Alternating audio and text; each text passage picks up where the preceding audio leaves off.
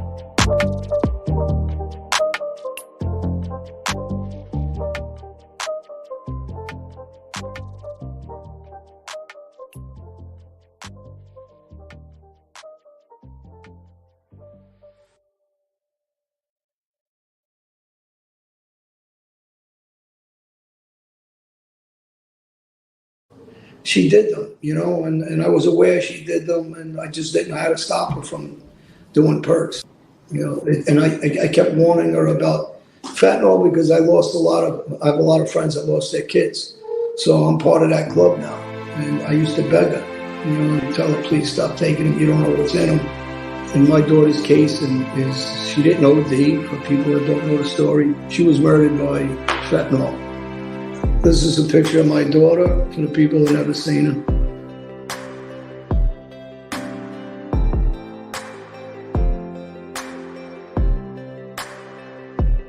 And I can't say it enough times. Do not accept anything from anyone you don't know. And even if you do know them, don't accept it unless you know what it is and where it's come from. And I would say at my worst, I was probably taking between 30, 35, sometimes maybe 40 a day. If anything, the way I look at it is like Sopranos saved me. When I would think like, man, what are you doing to yourself? It would be a lot easier for me to go like, stop doing this. Look at what your life could be, instead of what a lot of my friends were dealing with. And, I think it's 5 of my friends who I brought to the premieres of The Sopranos are dead now. I had my own battle with addiction as well. The Vicodin and Percocet, that was the thing. I didn't do heroin, or it wasn't coke or anything else. It was Vicodin and Percocet. By 2005, I was a full-blown heroin addict and a crack cocaine addict. And even people with the worst kind of mental illness have a chance if they have the capacity to be honest with themselves. The reality is we've been lying to ourselves with every drink we put in our mouth, or every puff we take, or every pill that we pop, or whatever we're doing. And then we wonder why people get pissed off at us, but we don't see that it's what we're doing. It's not my mother, my father, my brother, my uncle, my sister. No, it's me too. The consequences are too severe for me. The damage I've done to my health, it's a fucking miracle. Nothing short of a miracle that I am still alive. So if I can do it, any of you can do it. When people suffer from alcoholism or drug addiction, there must come a moment when your life totally crashes. For me, that moment came when the pain was too great and the consequences were too profound. Only then did I decide to change. Recovery and sobriety is all about change, and for me, it started when I woke up in a grimy hotel room in a shitty little town in Pennsylvania. And so, if you want a new life and start a new journey of a lifetime, you've come to the right place. You want to drink? That's your business. You want to stop drinking? That's our business. Welcome to Recovery Tube. Hey guys, how's everybody doing? We don't have many people. I don't know why. It's a shame for an addiction recovery show, you know. The more people, the better. Try to help people. But maybe we'll get some as we go. We'll see. Miss Can't Be Wrong. Thank you for putting that up there. Let me get on my game. Where the fuck is it? I got a lot in here. All right, that'll work. So thank you for dropping that info in the chat. I'm going to start out with asking, there's only 10 people, so there's not many of you. But would any of you want to come up and talk about your addiction or your recovery? Just out of curiosity. We got to start doing that more often. D. Gainey, thank you, bro. We're all doing well. Same to you, my man. Sorry I was late, guys. Even when I'm on time, I'm late. You know what the funny thing is? I've never been late for work. I mean, maybe twice, maybe 3 times in my whole life. I'm not kidding, because I'm just very responsible, as hard as it is to tell from, you know, me being always late and stuff on here. But it was very, very rare that I was late for work. I know the job at the motorcycle place, I worked there 3.5 years. I don't think I was ever late once. But today, even today, when I gave myself more than enough time, I was home by 2:30. All I really had to do was shave and shower. And I still wound up going over, you know, I took too long. So I'm getting bad with this. I gotta start being on time. And I want to let everybody know, this is when I'll be doing shows always. So 4 o'clock, it might be something different, a Diddy show, an addiction recovery show. 5 o'clock will be a regular Mob Tube show. And maybe 6 will be politics, but you can always catch me at these times. Because I know notifications, look, they don't go out. You know, it's got to be that. We used to get 100 fucking people in our addiction and recovery shows. Now we're on 2 channels. We got 15 people. So I got to start, I guess, making this regular. I was doing well with Wednesdays at 1, but I had to change things. So anyway, does anybody want to share anything? If not, tell me what you want to talk about, guys. What's on your mind as far as addiction and recovery? We'll talk about Mob Tube stuff at like 5:15. But tell me what's on your minds today. I'm curious. T. Gainey, I'm talking to you, goddammit. You specifically. I want to know your situation, and I want to know it now. Don't make me beg. I used to be late for everything. I'm always early. Yeah, I'm the opposite. I used to be early for everything. Now I'm always late. I think it's because it's too easy to be late. I'm in my fucking house. You know what I mean? It's not like I have to be somewhere. So let me think. All right, Sally. D. Gainey, what are you laughing at? I want information from you right now. I want information from you. I want to know what's on your minds, all of you. I want to know the craziest thing you ever did under the influence. Let's start with that. There you go. That's an easy one. If I told you the craziest thing I ever did under the influence, you know, it would. I pretty much have told you already. There's very, very serious crimes I committed. Very arson, you know, shooting at people, crazy shit like that. You know, but if I were to exclude crimes, I I did some very bad things. I would get in fights with girlfriends, and I would fucking go insane, and I would just say the most horrible shit to them you could ever imagine. And then the next day, sometimes they were still there, sometimes they weren't. Depended on the girlfriend, you know. But I see. I got to be careful because the crime stuff I can't go into great detail. But even though it's yeah, I was basically a kid, long time ago. Shit that I don't do and haven't done in a long time. But trying to think of some of the craziest shit that wasn't illegal. It's very hard for me because everything I was doing was illegal for decades. I'm good now, just addicted to Red Bulls now. Seriously, LOL. That's all right. That's okay. That's it's acceptable. This is my first time here, says BTF Phoenix, and I'm listening. Can you post that pic up on the screen I sent you a while ago? 2 people in this chat will understand that pic. Oh, I will have to upload it. Give me a second. Let me see how quickly I could do it. If not, I'll do it on the next show. Can you text it to me real quick? Just text it to me because I don't know where the fuck I put it. I have so many pictures. Yeah, I don't see it in here. Sex in a crowded ocean with everyone around. Really, Sally? Really? Getting freaky deaky on the beach, huh?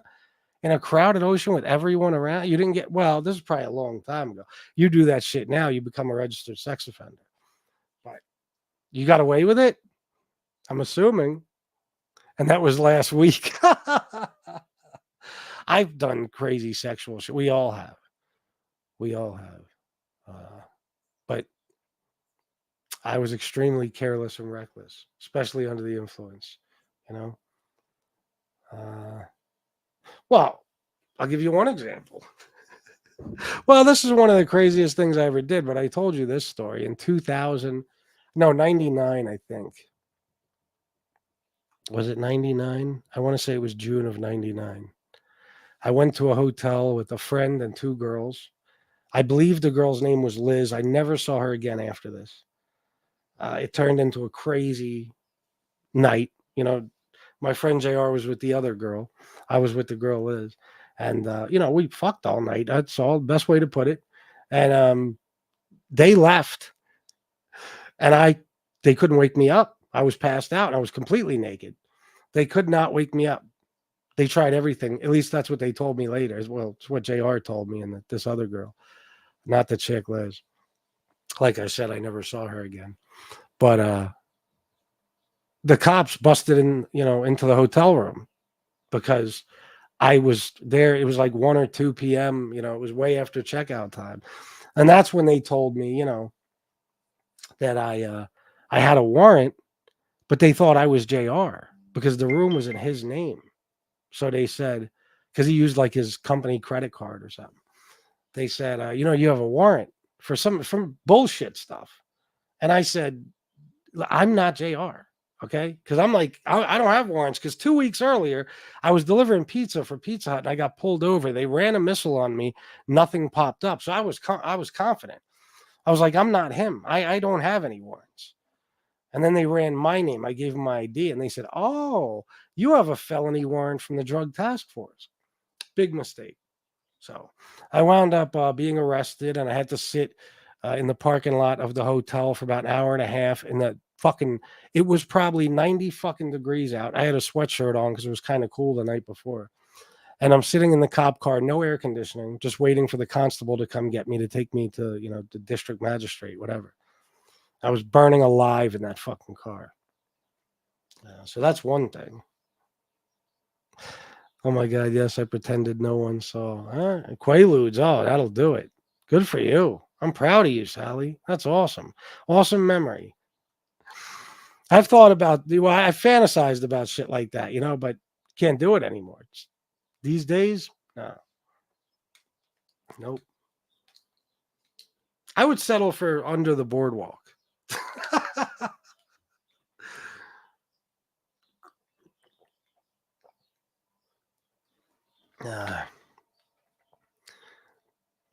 Let me see. Me and my now brother-in-law, he's always been my best friend, went to a strip club and brought 3 strippers home with us. It may or may not have included a ton of snow. I feel you. Yeah, well, I'll tell you what, I got a story similar to that. I was at a friend of mine. This guy was a major drug dealer. Okay, he was, it started out with me fronting him weed and coke when we were teenagers, and then I told this story before. He basically robbed somebody, and he got a lot of crack cocaine, and he kind of blew up. And he was fucking with bricks. I was fucking with ounces, but that was my choice. Even he told me at, at different times he'll front me a half a key, whatever. I said, no, I'm good. I didn't want to be on that level. And that's a good thing because he wound up going away for like 13 years in federal prison. But we were at his house with some girls, and I had a good bit of coke, but he had a fucking ton of coke. He knew the girls wanted coke, so he put a mountain of cocaine, on the fucking table, like some Scarface shit. And he didn't do coke, but we all did. And I had a good bit on me. But I wound up meeting this Puerto Rican girl named Jess. She was one of the people there. And we did our thing. And I don't know. I guess when we were in the bedroom together or something, I took the coke out of my pocket so we could do some up there, some shit like that. And I left it there. And then I left the party to go back to my girlfriend's house, which was like, I don't know, 5 blocks away. And I forgot the coke there, like I said. So I was in a panic. I got to my girls. I was chilling there for a while. I went into a complete panic and realized, I need cocaine and I need it now. So I went back to his house. Now he had this insane pit bull. Okay, a pit bull named Diamond. This pit bull, it was a female. She was small, but she was a fucking monster. I mean, this is what they did with her. They kept her in the fucking basement. And they literally threw red meat down to her every day. You've heard me joke about that before. That's what they did with her. You know what I mean? So she had to taste the blood. She was I saw her tear dogs up. I saw her rip another pit bull's throat right the fuck out.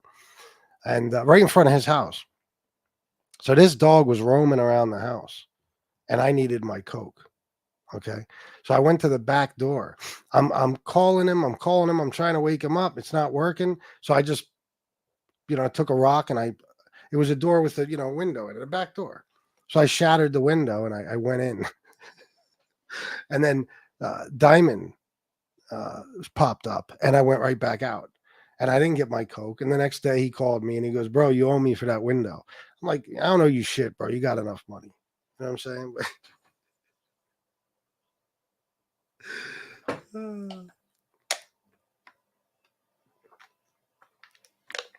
That's just one of many stories. Wyatt Earp, what's up, bro? Let me see. So what's everyone feeling like today? Hope everyone is having a good day.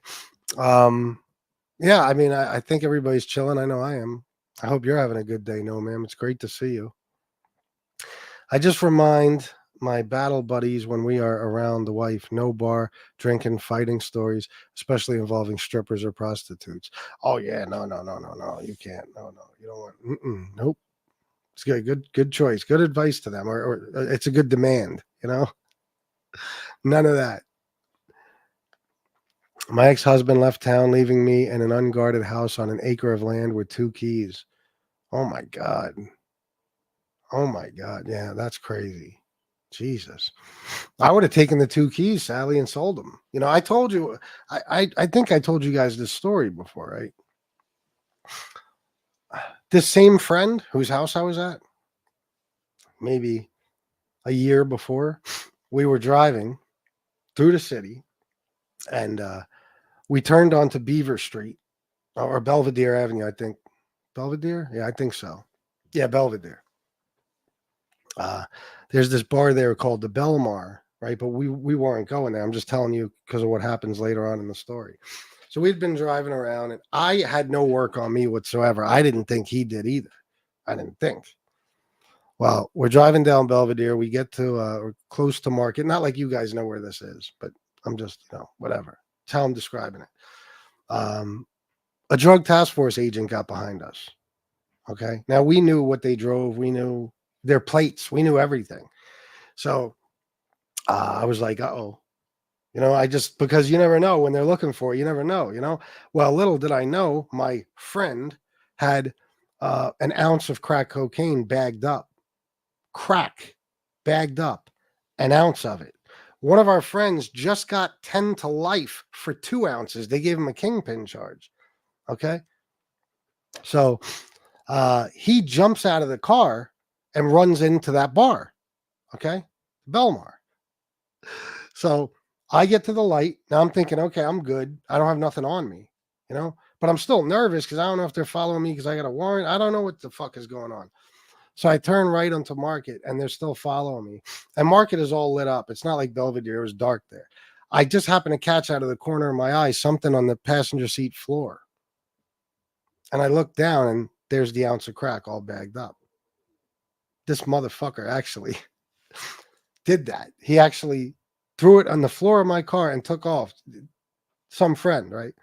So I could have gotten easily, I probably would have gotten, if it wasn't a federal charge, which it probably would have been for that amount, I would have gotten it minimum state time.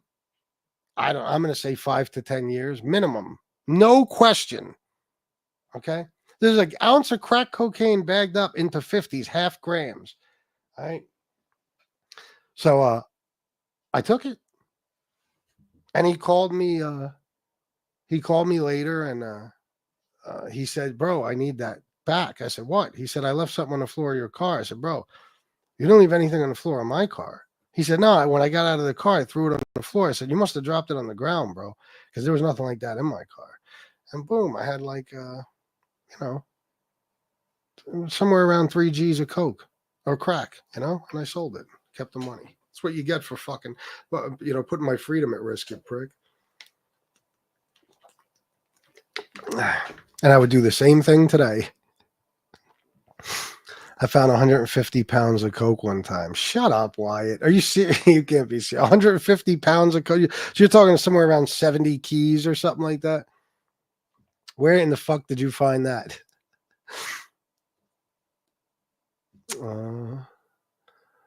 Let me see. Anyway, tell me some of your stories, guys. We're talking about crazy shit we did when we were addicted. Now that last story wasn't so much, I wasn't really addicted to anything at the time, but who was it? Somebody brought something up that made me think of that. Oh, Sally with the 2 keys in the house. I'll tell you this, okay? I'm not going to get detailed about this, but sometime it had to have been in 98 or 99. Another friend of mine,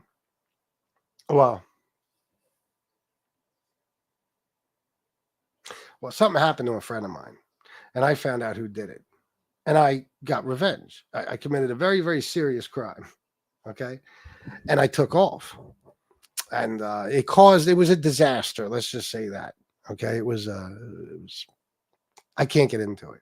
So I took off, and now I'm just trying to get home, okay? And I made a big mistake while committing this crime. I can't get into it. Even though it's way past the statute of limitations, I don't give a fuck, because someday this shit could get held against me. I don't know. God forbid I ever catch another charge. So I'm trying to, get home, and I had, it was like 98 or 99. I had one of those big ass cell phones, not like the Zach Morris phone, but even the flip phones were like this fucking, they were huge, like this thick. They looked like one of those old box TVs. So I pull into a Hooters parking lot. Now I had, it was a, I forget exactly. Was it a Hyundai, one of those S coupes? I forget. It was nothing special. I'll tell you that much, but it was hooked up. It had rims, tinted windows. It was dope. And I pulled into the parking lot, and I wanted to make a phone call. I don't even remember who I was calling on my cell. Now I was drunk as a motherfucker. Okay. I pulled up over the little, what do you call it? The in parking spots, they have those fucking concrete curb things. What? Not curbs. You know what I'm talking. What do they call them? I forget. Anyway, I drove over it. I didn't realize when I was trying to park to make a phone call, I drove over it and I was stuck. I wasn't going no fucking where. Now, this was very early in the morning. This is like maybe 6 o'clock in the morning. Okay. It was summertime. So when I committed this crime, the sun was already out for the most part, and now I'm stuck in this Hooters parking lot. And let's just say that if a cop would have rolled up and said, hey, what's going on? And looked in my car, or anything else, I would have been finished. The crime I committed was just maybe a mile away, and I would have been on the spot. I would have been arrested, and I would have been put away for a pretty long fucking time, somewhere around 10 years. I'll tell you that much. So, and that was, like I said, wasted. And I would do crazy shit.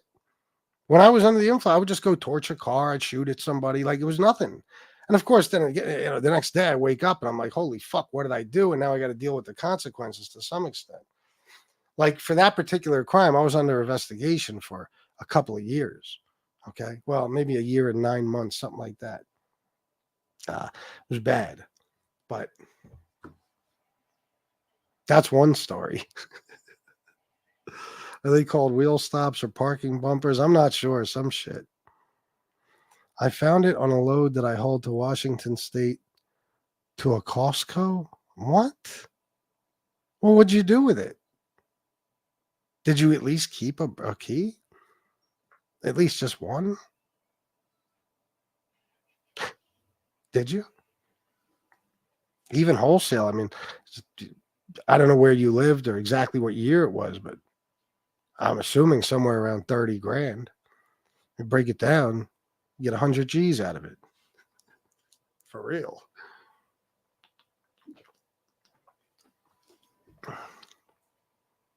He found that shit, Miss Can't Be Wrong. I turned it all in. Fucking Wyatt. I still love you, but I'm disappointed. You should have taken at least the key. You know what I mean? You should have.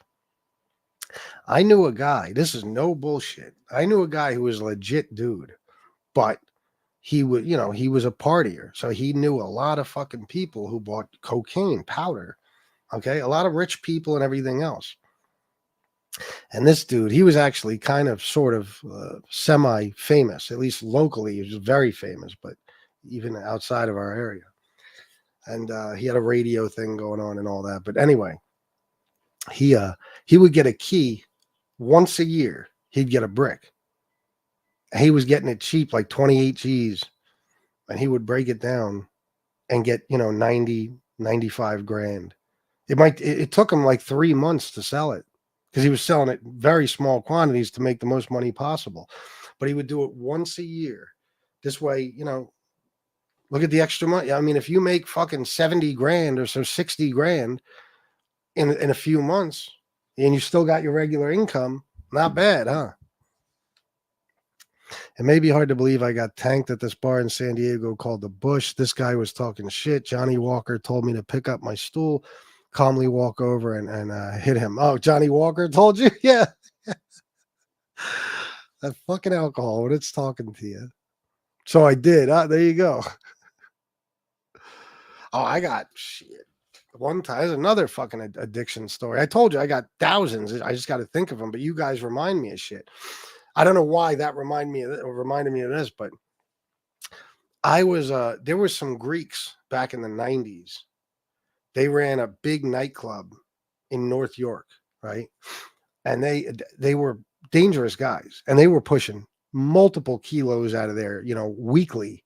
Okay. They were serious guys, and they got fucking, they got caught. The club got raided, and I don't remember what they got caught with. They got caught with hundreds of thousands of dollars worth of cocaine and hundreds of thousands of dollars in cash. I remember that.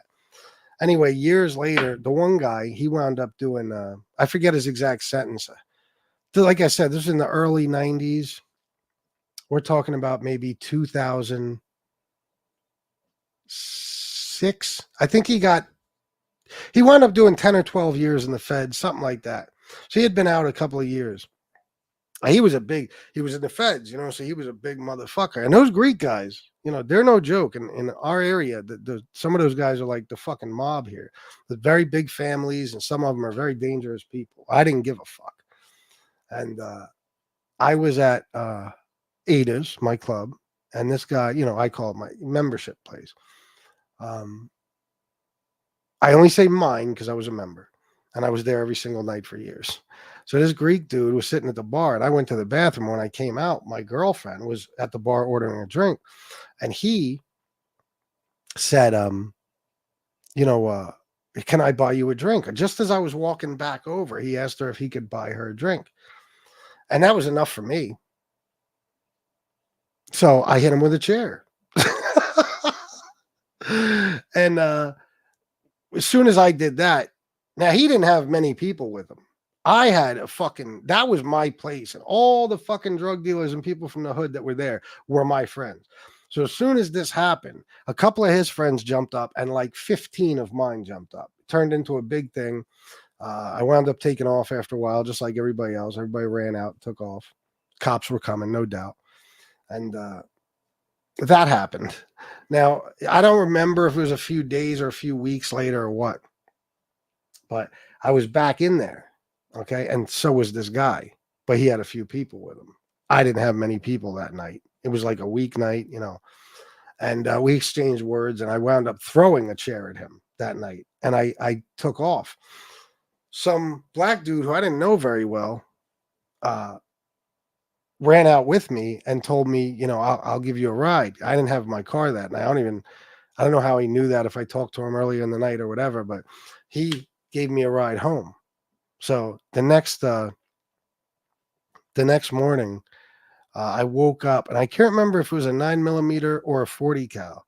I think it was a 40, but I had it in my bed with me, and I had no idea why. This was not my gun. I had guns at the time. This was not my gun.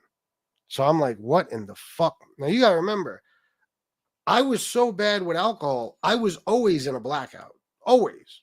I never remembered anything I did when I was, drinking. I woke up the next day, fully clothed, sneakers and all, with this gun in the bed next to me. Now imagine the panic you go into. Did I shoot somebody? Did I kill somebody? Was I in a shootout? Whose gun is this? Was somebody over here and left their gun? Like, what the fuck? Did I buy this gun from somebody last night? Am I in trouble? I check my wrists. I always, because from the cuffs, to see if I was cuffed the night before. Later that night, I went back to Ada's, of course, and the dude was there, and he said, bro, I need my gun back. And I said, oh, that's yours. I said, well, why did I have it? He said, bro, you got in a fight with the Greeks again, and I fucking gave you a ride home, and I gave you the gun because they said they were coming to your house. I'm like, oh, shit, well, I guess they never came, right? It's like, I guess not. So that's another story.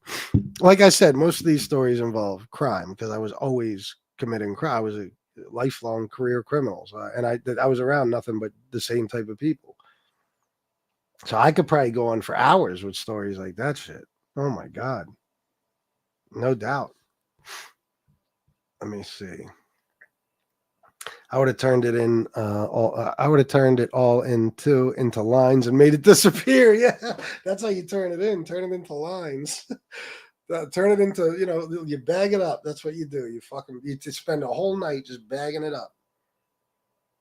Bagging up that brick. As a matter of fact, a night might not even be enough if it's just you. Depends on what you're bagging up. If you're bagging up balls or something, you're good. You could do that in a night. But like 50s, grams, nah. It's going to take a while. Even a Pink Tucci story, except that wasn't what it was called back then. LMFAO. Didn't they just call it pink cocaine back then?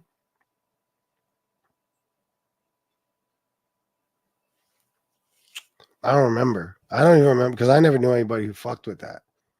I never heard of it in my personal life. I just, Scott Storch, the producer. I remember him telling a story. He was worth like $80 million at one point. super producer, you know, and Lean Back, all types of Candy Shop. He produced all that type of shit.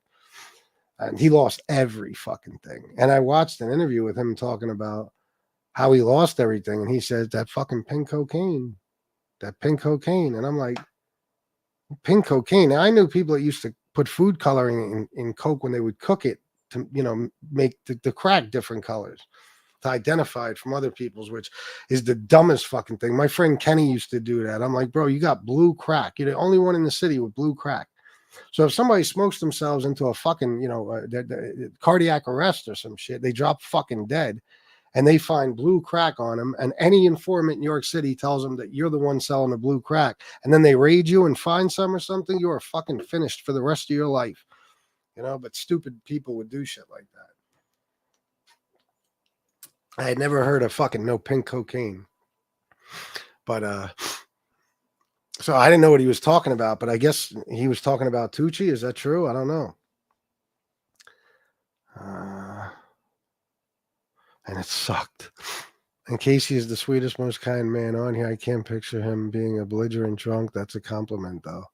Oh, I could see him being out of line. Just because I've seen all types of people fucked up, you know, under the influence. They're different people. Oh, yeah, no doubt, Miss Cambriel. FBS, you do strike me as the jealous type. Not jealous, territorial. You know what I mean? I don't get jealous because I don't worry about my girl going anywhere. I never really did. I first of all, you got to remember, this was my policy throughout my whole life, pretty much. Of course, it's not with Shad, but I mean, with my, you know, with all my girlfriends, I'll say, I expected them to cheat on me because I don't trust anyone. I never did. I've been like that my whole life. I expected bitches to cheat because that's what they do. Everybody cheats for the most part, damn near everybody, but especially women. No offense, ladies, because they're a lot smoother than us. Men they cheat, they get caught. Women, they could cheat on you for fucking years. You'll never find out about it. So I used to tell chicks, like girls I was in long-term relationships, I already know you're going to fuck somebody else. Just be careful and don't bring nothing home to me. And don't let me find out about it because I'll kill both of you. You know, but in other words, like STDs and shit, you bring something home to me, it's all over. It's a wrap. So, and I cheated a lot too, you know, but it wasn't like a jealousy thing. Like I felt like somebody was going to be able to take her from me. It was territorial. It's like, that's my girl. What the fuck? Like he knew it. He's seen me in there with her a million fucking times. That wasn't his first night. It's like, what the fuck are you doing asking her if you could buy her a drink, bro? You know, shit like that would make me snap out back in the day. I would go ballistic. So, you know.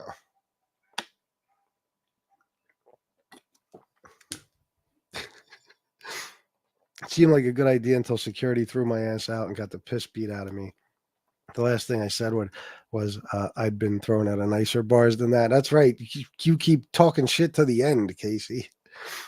Oh, I can totally see FBS chair whipping someone, just not Casey. Oh yeah, I was bonkers.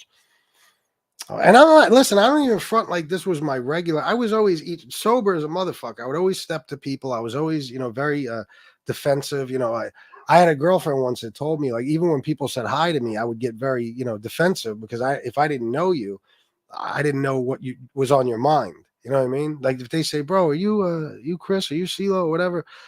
Who the fuck are you? You know what I mean? Like that's the way I always was. Meanwhile, there was never really a problem. They were just asking. They knew me from somewhere or something. You know what I mean? In jail, that would happen a lot too. But yeah, I was just always that way. You know what I mean? I was always ready for some sort of fight or battle or something because there was so much of it going on all the time. So, but when I was, you know, even when I was sober, I was like that, but I didn't act on it as easily as when I was fucked up. When I was under the influence, that's why these people, they're crazy when they think like, when I say I've done crazy shit like shoot at people and they don't believe it because you see me now. You didn't see me, but I was not this. What you're seeing now is not what was there 5 years ago and back, basically my whole fucking life. You're not seeing the same guy. If you saw me back then, the way I was, the way I acted, the way I talked, the people I was around, you'd be more shocked if you heard I never shot somebody. Okay? Or shot at somebody. I never shot anyone. You know what I'm talking about. You'd be more shocked if you found out that I didn't back then. This guy you're seeing is not the guy, that existed before Clarity Way in 2019. Well, I forget what my point was, but when people think that, because I'm naturally violent when I'm sober, but when I'm drunk, I act on shit. So I might have a gun on me when I'm sober, but when I'm drunk, I start using it. You know what I mean? I'm not bullshitting. That's how crazy I was out of my fucking mind, because when you're drunk, you're Superman. You do anything to anybody. You know what I mean? It's how you feel. I regret a lot of that shit, but at the same time, it's like, how could I regret it? Because I had no fucking idea I was even doing it. Like, there was times when I did crazy shit, like shot at somebody. If you ask me now, would I have done that if I was sober? Like, one or two people, yes. But no, not really for the most part. No, of course not. Because I if nothing else, I think about consequences. You know what I mean? I think about consequences. I was never the type of guy that wanted to go to jail for decades or for the rest of my life. So, sometimes it took that to bring it out of me. But then I was a menace. The two guys that owned Ada's, Mark and Pete, they were bookies. They were criminals themselves. But they said to me one day, they said, you're a great guy, Chris. You really are. You're a good dude. You're generous. You're nice to people. You're friendly. You're outgoing. But when you get those two poisons in you, bro, you become a different fucking person. And they were right. They were exactly right.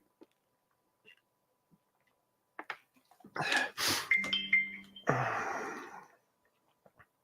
me see. Casey, Marines are famous for going nuts when they are drunk. Are they? My daddy would say, damn jarheads. Oh, Jesse, I avoid fights over dumb stuff. Yeah, you got to, especially at fucking our age, bro. How old are you, Casey? I don't think I ever knew. You didn't want it. Well, Wyatt Earp, I don't know what to tell you. If I was your friend, I would have made sure you gave me at least a brick. Pink Tucci is GHB, X, and K. Is that right? I don't even know nothing about it, man. I hear people talking about pink Coke now. What's the deal with that? Is it any diff other than being pink? That's what I'm wondering. I guess Miss Can't Be Wrong is telling us that it's Coke, GHB, X, and ketamine? The fuck? I had it, but I don't know why it was pink. Well, it was back then. It might have just been pink cocaine. I don't know. I don't know the answer to that. Seldom did I start fights or get into them. When I was sober, my whole life, when I was sober, I never started a fight. If I had no choice but to fight, then I would fight. Who likes fighting? There's some psychos. I had a couple friends that liked it. I didn't like it. But when I was drunk, I was fucking, like I said, I was already a defensive person, when I'm sober. So any little thing anybody did to, I guess you could say, trigger me, I would go fucking berserk. I'd start swinging at people and doing crazy shit.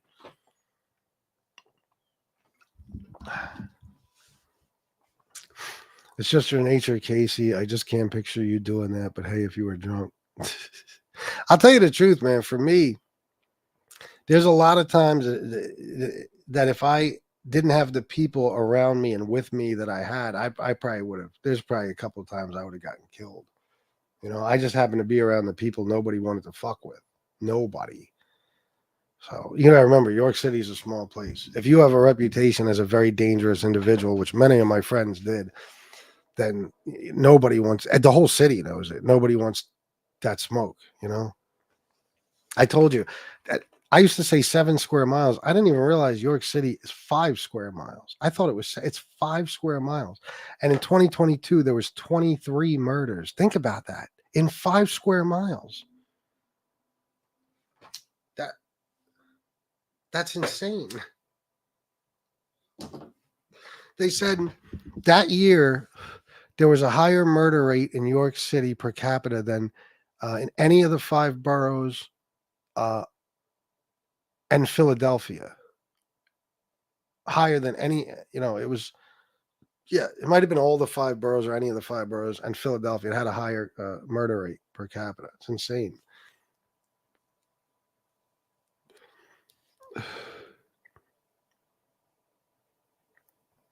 Jersey Girl 732. It's good to see you. Where have you been? You abandoned me, Jersey Girl. I don't think you like me anymore. I got to be honest.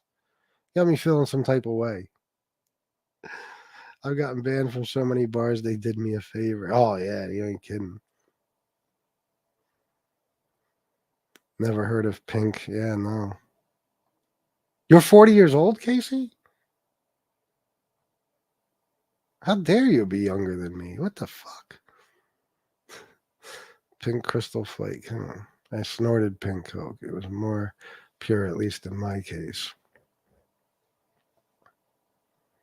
Back in the day, it was just pink Coke. Okay, I got you. Nothing mixed with it. Tucci is not the same as just pink cocaine. Okay, good. You're schooling me because, listen, I don't know about none of that designer shit and none of that weird shit. I come from an era and a place where people sold heroin, coke, crack, weed. If you went out into the suburbs, you know, people selling ecstasy and acid and shit like that. You know, I knew a guy that worked for a pharmacy or a pharmaceutical company in a factory, and he would or processing plant, whatever you call it, and he would steal tons of Valium, and I'd buy shitloads of Valium off him, stuff like that. But you're going to get different drugs in the suburbs than you get in the hood. You know what I mean?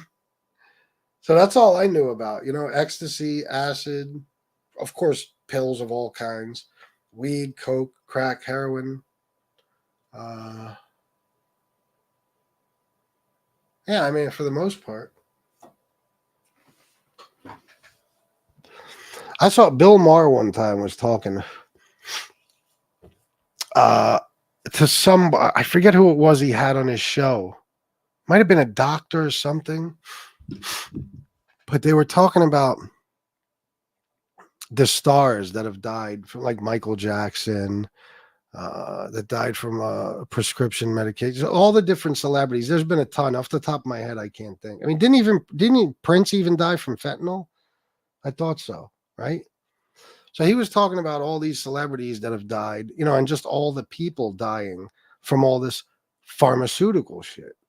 And he said, and it's so true, and he's older than me and many of us. He's, I think, in his 60s, but he said, when we were kids, it was just street drugs. If you bought heroin, you got a bag of heroin. The overdose rate was nothing compared to now. If you bought a bag of Coke, you just got cocaine. You know, you did cocaine. That's it. Some people smoke crack. Some people smoked weed. But the shit today is all pharmaceutical. That's what's killing every fucking body. It's the funniest thing in the world. That dirty shit on the streets ain't killing nearly as many people as the shit that doctors are prescribing us in a fucking doctor's office. It's disgusting.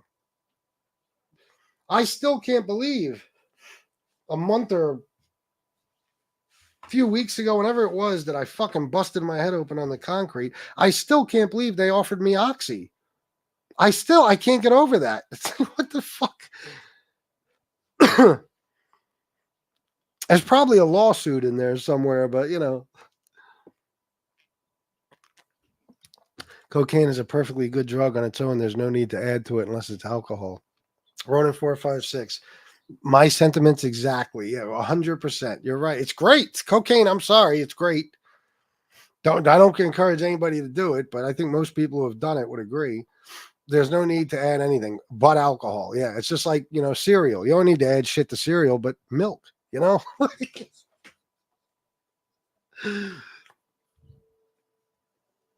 No, I just said Pink Tucci as GHBK and X. So it's not cocaine? There's no cocaine? Pink Coke is just that pink Coke. I don't know. I used to love fighting. Now I hurt just getting out of bed in the mornings. I never loved fighting. That's why I always had a gun on me. I'd rather shoot somebody. And I never shot anybody. I'm just saying. I would rather. Was my mentality. Who the fuck wants to fight? Fighting's for the birds. You know what I mean? Like, I had friends, man. I had one friend named Troy. This motherfucker was a fucking. I don't think he couldn't make it through a week without fist fighting somebody. And he usually won. He'd fuck people up. He loved it. My friend JR too, same way. Oh, he couldn't fight enough. But not me, man. So what do you want to fight for? Fuck around and get hurt.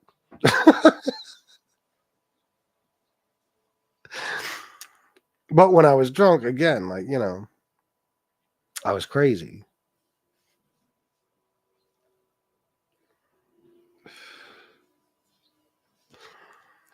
I believe the theory with pink cocaine was pure coke was dyed purple, and the more it was cut, the lighter it gets. Oh, the Tucci Diddy had was for himself and the willing participants in his group, usually made of cocaine and ecstasy. The ecstasy made them more uninhibited, different from what they gave victims. Gotcha. My friends would get into trouble. I was the one they'd call to pick them up from the drunk tank. Probably was I driving Buzz back then. Now the Coke with the bling on it is the best. Bling on? What do you mean, like fish scale? What are you talking about? I love you. Sorry, just busy with mom. Her new age started last week. It's going well so far. Today is the first day she is alone with her. Okay, I hope she's doing well, Jersey girl. And it's good to see you. I know you go through a lot with your mom. I feel terrible for you both. Not a Coke expert, yes. I mean, I thought I was, but in all this new shit now, I don't know. I was told the pink Coke hasn't been cut with a ton of additives. Yeah, I don't know if I believe any of that. I mean, you know, it may be, but I mean, the kind of shit Scott Storch was getting, I wouldn't doubt if it was very close to being pure cocaine. You know what I mean? Because the money he had, and he's in Miami. You know what I mean? That if you're going to get anything close to pure cocaine, it's going to be in Miami. You know what I mean? So I remember these fucking people are stupid, man. I had, you know, a ton of customers, and every now and then one of them would call me up and be like, bro, listen, because I guess they thought I cut everything. So they a few times this happened, bro. Let me get the pure shit, bro. I'll pay more. The pure shit. I'm like, oh, okay, yeah. Let me just get on the private plane and fly to Colombia, and when I get back, I'll hit you up. Pure cocaine? Where the fuck do you think you're getting pure cocaine in the United fucking States? By the time it gets here, it's stepped on. And then every fucking person, from the top guy down to everybody under him, and that could be thousands of people in the country. It goes from dealer to dealer, you know, different quantities. And, you know, somebody gets 1,000 fucking keys in Miami. You know how much Coke is supplied to, you know, I mean, it's like, or to how many people that 1,000 fucking keys goes to by the time it's done. It's probably in every state in America. So every single person's hands that goes through, that person most likely stepped on it. I used to tell people the best Coke you've ever done in your life is probably 65%, if that. It's just, you know,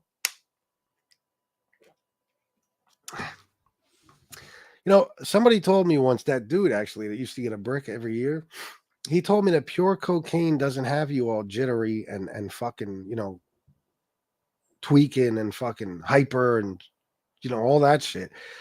Pure cocaine relaxes you, makes you calm. And I had been selling Coke for a lot of years, and I thought back when he said that to times when I got what I knew was very good cocaine. And believe it or not, that's the effect it had on me. It was more of a calming effect, believe it or not. So I don't know if that's true, but after he said it, I thought about it. And for years after that, I was like, oh shit. Because it's the shit they cut it with that makes you all fucked up. You know what I mean? I cut my shit with an inositol powder, period. That was it. Nothing different ever. It looked like it. It smelled like it. Well, it didn't smell like it, but it looked like it. And it had no real taste or anything. You know what I mean? So that's all I needed. I'm running errands. Stay strong. If you're suffering, we're here to help. Chris is the best. All the love. FGF. What's up, bro? Love you, man. Thanks for everything, bro. I didn't like the snow for the dripping in my throat, but it made me drink like a fish and didn't even feel a buzz. Oh, yeah, make you sober quick. But I loved the drip. The drip was my favorite part. Your throat gets all numb.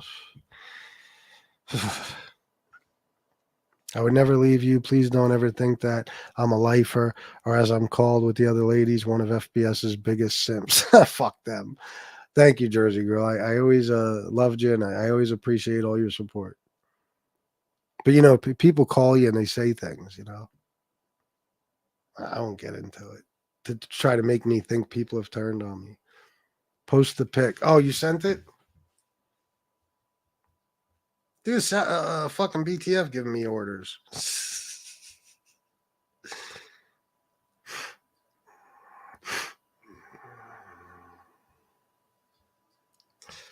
Save.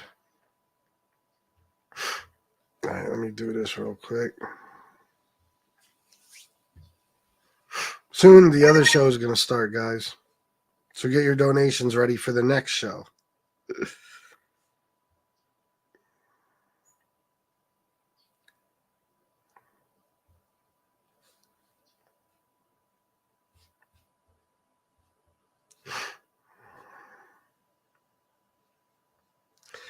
What did you guys think about seeing Eminem introduce Obama last night? That was dope. Even if you don't like Obama, that was dope. I did a TikTok video. I got upwards. It was over 4,000 views when I checked earlier today. This is the TikTok of them too. All right, there you go. This is from BTF.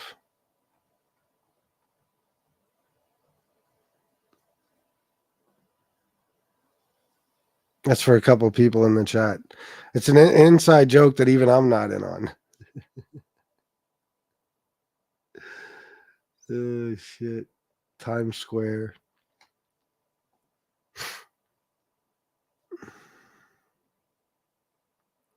Jack said the GHB XK made them not feel. Yeah, fish scale. Oh, yeah. Running 456. Bro, when that day I left the hotel room, I had that shit. That's what I had. That's what that bitch. I gave her a ball of it and she cooked it up. Well, I was, I don't know, I guess in a coma. When I wake up that Thursday, I'm trying to, I'm sick and I'm trying to figure out what happened over the last 4 days. And I look in the sink and there's a coffee pot with residue all in it. I'm like, what the fuck is this? She was like, you gave me some coke to cook up because I wanted to smoke. I'm like, I did? I don't want nobody smoking fucking crack. And this bitch was bad though, so I probably didn't give a fuck, but I was under the influence. I said, how much did I give you? She's like, the ball. I'm like, oh, that's good. Great. I hope you enjoyed yourself. BTF was Diddy putting GHB in the baby oil so it was absorbing the victims' bodies faster. I think I read about that. I think she straightened that up on 2 shows ago. I forget exactly. Oh, thanks, Jersey Girl. Yeah, I know. It's already getting worse. I know. It's been. Remember, I was living in Miami my whole life. Yeah, I know, Sally. You had that good coke. My God, I'd give anything to go back to the 80s and do Miami coke. I swear to God.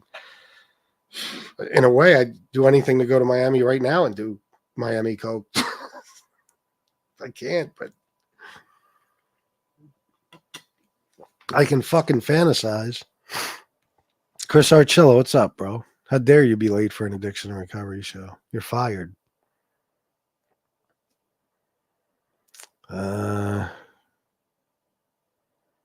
Yeah, but that's Hollywood's version of it. You know what I mean? And that motherfucker did. But in that movie, just that day, from the argument on the phone with Sosa to the fucking the shot through his back, the kill shot, he probably did somewhere around 16 ounces of coke. Remember, he was cutting lines with his fucking hand and just like, oh my God, he was just putting his nose in the mountain of coke. And fuck that. With my heart, I would have been dead 30 seconds after I stuck my head in that mountain of coke. It would have been all over. What the fuck are those? I don't know what those are. Dextroamphetamine and levoamphetamine and drugs like Adderall. What the fuck? I'm a bossy toddler. It's okay. Take it where it comes from. I'm a lifer here.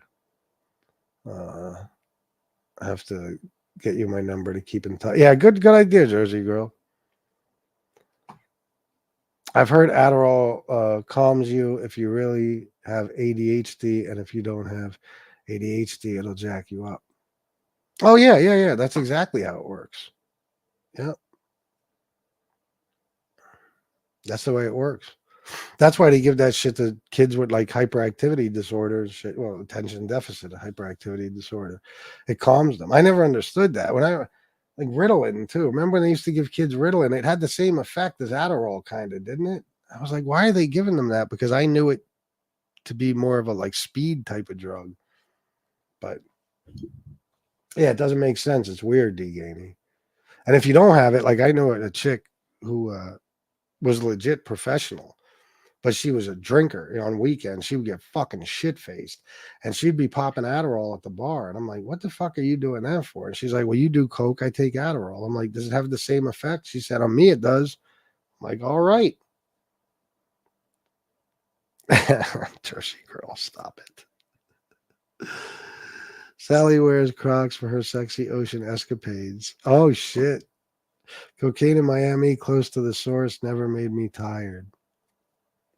Really? I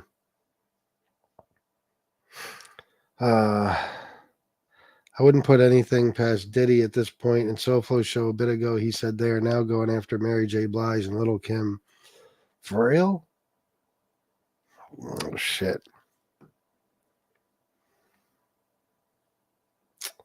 What? Hey, now. What changed your life? We talking about Adderall?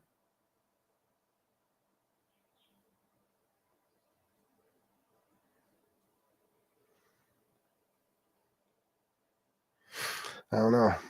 People tested positive for xylazine from Diddy's party candy because it makes you forget, too. Jesus. I think Pacino said he got a sinus infection from sniffing all that vitamin B. Oh, for real? Wow. Adderall is an amphetamine, yeah.